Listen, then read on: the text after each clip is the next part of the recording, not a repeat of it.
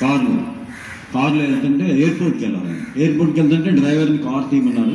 దానికి driver car government facility ఇస్తుంది కదా ఒక కలెక్టర్ గారికి.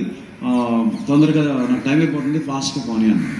ఫాస్ట్గా వెళ్ళిపోతున్నారు. స్పీడ్గా వెళ్తున్నప్పుడు ఒక క్రాసింగ్కి వెళ్ళేటప్పటికి ఇంకో కారు ఇలా వచ్చేసి వాడిదే తప్పు, వీడిది కాదు, వీడు స్ట్రైట్కి వెళ్తున్నారు. వాడు ఆగి రావాలి కదా, వచ్చేసాడు. వచ్చేసి జస్ట్ 6 సెకండ్లో యాక్సిడెంట్ అయ్యేది. కానీ ఈ డ్రైవర్ సమయస్ఫూర్తిగా బ్రేక్ వేసేవాడికి ఆగిందంట. ఆగిన తర్వాత వాడు తప్పైనా సరే అవతల డ్రైవరు వీడిని ఆర్ష్గా మాట్లాడుతున్నారు, చాలా పరుషంగా మాట్లాడుతున్నా సరే ఈ డ్రైవర్ ఏం చేశాడు, చక్కగా సారీ బాస్ నేను నమస్కారం పెట్టేసి ఎయిర్పోర్ట్కి వెళ్ళిపోయిన తర్వాత ఆయన దించారు. కలెక్టర్ గారు వెళ్ళిపోతున్నారు. ఆయన ఫ్లైట్లోకి వెళ్ళిన తర్వాత ఆలోచించారు, నేను సహజంగా ఇలాంటి తప్పు చేయనప్పుడు నాకైనా కోపం వస్తుంది, డ్రైవర్లో మరి ఇంత సహనం ఎలా వచ్చిందని ఒకసారి వెంటనే ఫోన్ తీసి ఇంకా ఫ్లైట్ బిగిన్ అవ్వాలి. ఫ్లైట్ మోడ్లో ఉంటే మన ఫోన్ బంద్ చేయదు కదా, స్టార్ట్ అవడానికి టైం ఉందంట. ఎయిర్పోర్ట్లో ఆయన వెయిట్ చేస్తున్నారు. అప్పుడు ఆ టైంలో డ్రైవర్కి ఫోన్ చేసి రెహమాన్ ఏంటి మరి అలాంటి సిచ్యువేషన్లో అయితే నాకు చాలా కోపం వస్తుంది నాకైతే, మరి నువ్వు ఎలా అంత కంట్రోల్ చేసుకున్నావు అంటే అప్పుడు చెప్పాడు అతను. సో అందుకని చదువు కాదు ఇక్కడ ముఖ్యం, బిహేవియర్. సార్ ఇప్పుడు అతనితో పాటు నేను కూడా రైజ్ అయిపోయి పోట్లాడాను అనుకోండి, అది అక్కడ పెద్ద ఘర్షణ వాతావరణం అవుతుంది, మనకి ఫ్లైట్ మిస్ అవుతుంది.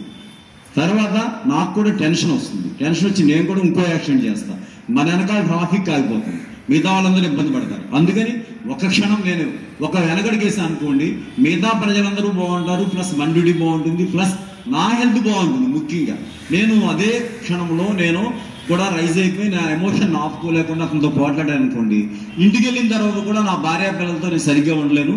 అందుకే చాలా అసలు చూసారా, ఒక బాగా ఇంటెలెక్చువల్ మేధావి ఐఏఎస్ ఆఫీసర్ అండి, ఆయనకి ఒక డ్రైవర్ ఎంత నీతి పాఠం చెప్పాడు సార్. మరి అందుకని ముందు చదువుతో పాటు మనం బిహేవియర్ రావాలి, అర్థమైందా?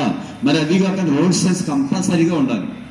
రోడ్ మీద న్యూసెన్స్ క్రియేట్ చేయకూడదు. ఎక్కడైనా సరే, ఇంట్లో అయినా మన పరంగా న్యూసెన్స్ రాకూడదు, స్కూల్లో అయినా మనం పనిచేసే ఆఫీసులో అయినా సరే ఒక అడుగు వెనక్కి వేయాలి. ఇది కోపం వచ్చినప్పుడు ఇద్దరు మనుషుల మధ్యలో సహజంగా అభిప్రాయ భేదాలు రావడం అనేది సహజం. అప్పుడు మనమే ఒక అడుగు వెనక్కేసాం అనుకోండి, అక్కడ సప్రెస్ అవుతుంది గొడవ, లేదా అది మనం కూడా విచక్షణ కోల్పోయి అనరాని మాటలు అనేసుకుంటాం. తర్వాత వెనక్కి తీసుకుంటే ఆ వెనక్కి తీసుకోలేము. మాటలు చేతలైనా చేయగలం కానీ ఒక మాట వెనక్కి ఒక మనిషిని పరుషంగా మాట్లాడేసాం, దాన్ని వెనక్కి తీసుకోలేం కదా, ఆ మనిషి ముద్ర పడిపోతుంది కదా. అందుకని ముందు ఫస్ట్ ఆఫ్ ఆల్ మీరు నేర్చుకోవాల్సిన పాఠం ఏంటంటే ఇతరులతో ఎలా మెలగాలి, అర్థమైందా? అది నేర్చుకోండి. కంపల్సరీగా మీరు జీవితంలో ఇబ్బందికరం లేకుండా మీ జీవితాన్ని లీడ్ చేయగలుగుతారు.